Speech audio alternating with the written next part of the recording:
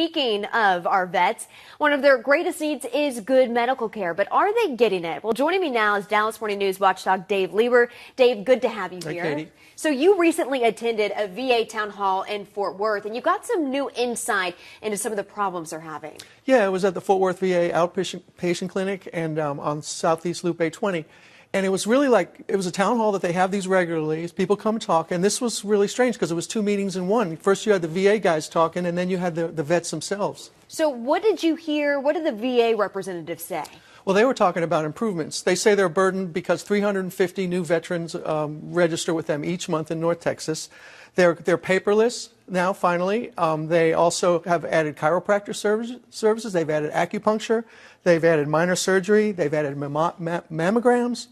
And they've expanded their weekend hours, and also they created a program called Open Access, which means you can have a walk-in without an appointment, which they never used to do. So those are the things the VA officials said. And the wait times have been a huge point of discussion. Totally. So what did the veterans say? What was their response to these changes? When they got up, they talked about how they're waiting 100 days for an appointment, how when they call these special phone lines they're supposed to call, they just ring, ring, ring, and nobody ever picks up.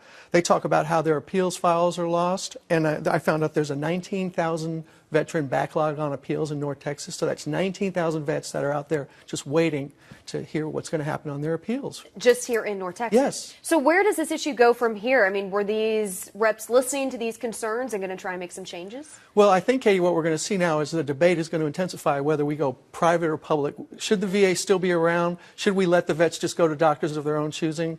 That's one thing. These reform cycles keep happening every few years where they keep reforming the VA. But I do have some advice. I think that people should go to the Texas Veterans Commission for special assistance. That's the state organization. Okay. They seem to care. They can contact me, and I can put them in touch with the Veterans Commission, too.